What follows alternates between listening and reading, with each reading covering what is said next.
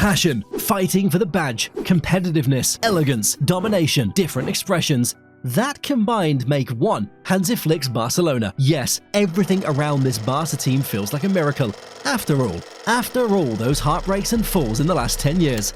When Barcelona won the treble, it was 2014-15, so we've had a decade since then. Do you think this is the best Barcelona team that we've had in that 10-year period? When I watch them, Adam, I find it hard to disagree with you. And at this late stage of the season, it does feel like the Catalans are on the verge of something special.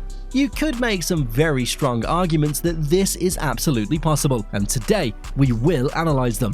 But before we start, let me tell you a secret. In 2009, in Pep Guardiola's first season, Barca won the treble. Then, in 2015, in Luis Enrique's first season, Barca won the treble.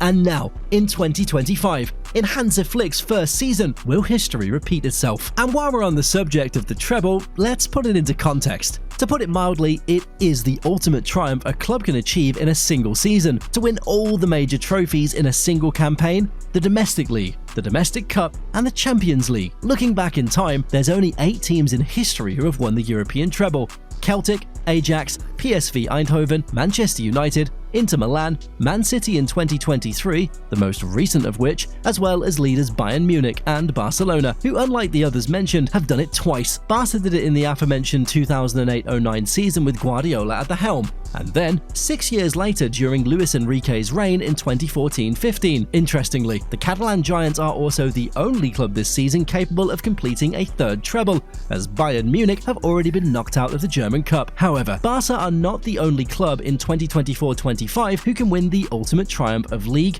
Cup, and Champions League. Inter Milan, PSG, and Real Madrid are also in contention, with Los Blancos particularly desperate, having never done it in their history, and interestingly enough, we could see an absolute showdown for the European treble this season between Barca and Madrid, who can meet in both the Copa del Rey and Champions League finals. Apart from their La Liga meeting in early May, when the two ultimate Spanish powerhouses will enter a direct La Liga clash, but are Madrid good enough to beat this Hansi Flick side? Well, if you look at their meetings this season in October and January, the answer is clearly no. As an analyst for one of football's fastest growing YouTube channels, who's watched more or less every game Barcelona and Real Madrid have played this season, I can tell you that Los Blancos, despite their huge reputation, legacy, and mentality, are nowhere near Barcelona's level at this stage. Yes, of course, some things change quickly in football, but unless something drastically improves in Madrid's style of play, especially in terms of defensive stability and effectiveness in front of goal, I can't see them getting the better of this Barca side. Of course, there is a big if in this whole equation. What if Ancelotti pulls something strategic out of his bag? Let me give you 2 examples. Last season, in the quarterfinals of the Champions League, Real Madrid were pushed up against the wall at the Etihad after scoring an early goal. That gave them the opportunity to defend for more than an hour and a half in Manchester, as you can see from the stats and chances that Man City wasted. In the end, both teams went to penalties, and Madrid won after facing 33 shots from Andre Lunin.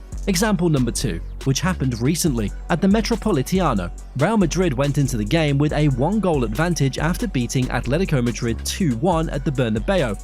Contrary to expectations, Los Blancos conceded after just 30 seconds of play, and much like last year against Man City, Real were the less dominant side in the match, as Atleti failed to capitalise on the gaping holes Real left in the back. Yes, the stats show that Atleti had an expected goals of 1.36 compared to 1.15 for Real, which are some close figures, but the stats, they don't tell the whole truth for this game. Atleti had amazing opportunities to launch some dangerous attacks, but wasted them by shooting from distance, which happened to be an easy task for Thibaut Courtois. Without going into too much detail, Real Madrid under Ancelotti have built a reputation on the European stage as a team that can come from behind in the tightest of situations thanks to their energy, unity, and unrivaled mentality. With that in mind, the Italian maestro could once again have a secret ace up his sleeve in a potential final against Barcelona at the Allianz Arena. However, the big question remains, what makes Barca the overwhelming favourites to win the treble this season? Reason number 1, attacking firepower. Yes, yes, we can't help but start with the most impressive fact about this Barca side, their attack. 128 goals in 42 games, an average of over 3 goals per game this season. Speaking specifically of their Champions League form, according to Opta analysts, Barca have scored 32 goals already this season in the Champions League, which is their highest tally since 2011-12 when they scored 35. That said, the only other season in which they've scored more than 32 goals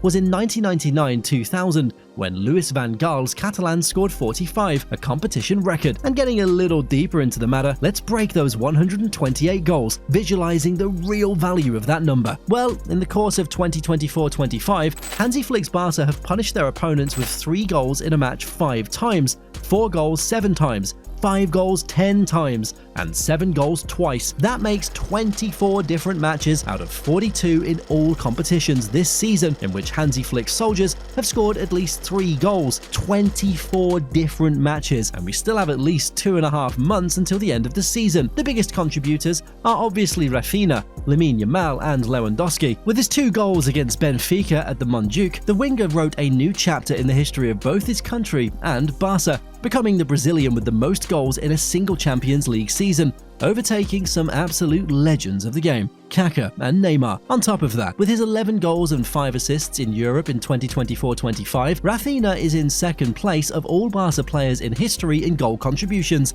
in a single Champions League campaign, with 16, only trailing to Messi, who scored 14 goals and provided 5 assists throughout 2011-12. So, realistically, Rafa needs to score or assist at least 4 more goals in a possible 5 games between now and the end of the Champions League campaign to break Messi's record. And with Mohamed Salah already out of Europe's most prestigious tournament, do you see Rafa as the biggest contender for the Ballon d'Or this season, given that he leads the table for non-penalty goal contributions this season, 45 to Salah's 43, and Ousmane Dembele's 34. Of course, we could go on for hours about all the other players in the squad because they all deserve it. And that's actually our reason number 2.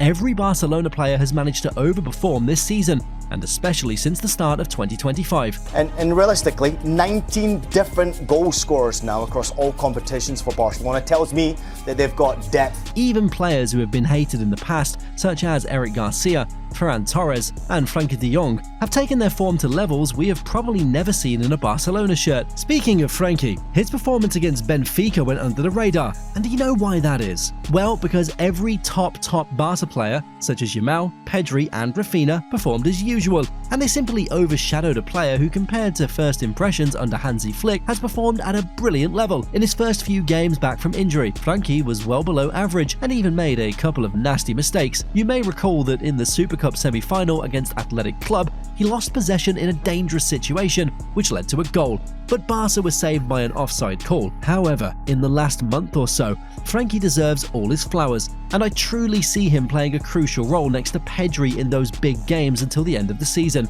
In the post-match interview after getting to the quarterfinals, he was asked, It does feel like, looking at it from the outside, a lot of players in this Barcelona team, if not all of you, are really reaching your peak at the moment. Everyone seems to be playing extremely well. Do you feel that? I feel we're in a good moment of the season. I think we're winning games in a row. We're playing good football. So hopefully we can keep going like that. Now, reason number 3, and arguably the most important one, Barcelona already have an identity and a mentality under Flick. For years and years now, Barca was so desperate to replace their great players from that golden age, between the mid-2000s and the mid-2010s. First it was Xavi, then Iniesta, Neymar, Messi, Peak, Busquets. Barca spent way too much time trying to find the right men to fill the voids, but all the while, they failed to realize there isn't another Iniesta, there isn't another Messi, and so on. Even during the Xavi era, he was always talking about the Busquets regen and how Barca had to find his replacement in the middle of the park.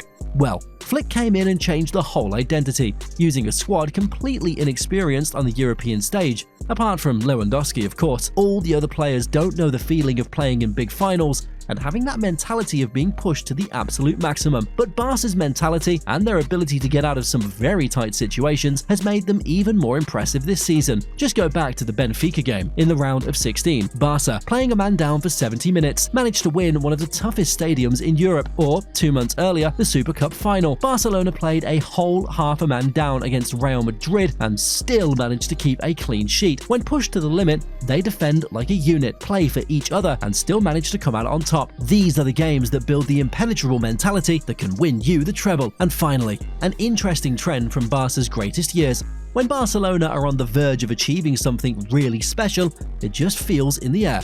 I can't really describe the feeling, but just like in 2009, then in 2011, and then again in 2015, even months before the end of the season, it really felt like Barcelona were an unbeatable team. And for better or worse, that same feeling is in the air again. Now we want to hear from you though. Do you think Barcelona can really go all the way to the final and actually win it? Drop your thoughts in the comments below. Also, don't forget to like and subscribe, or if you want to learn more about one of Barca's potential opponents there, check out our analysis on Luis Enrique's mighty PSG side. Catch you there.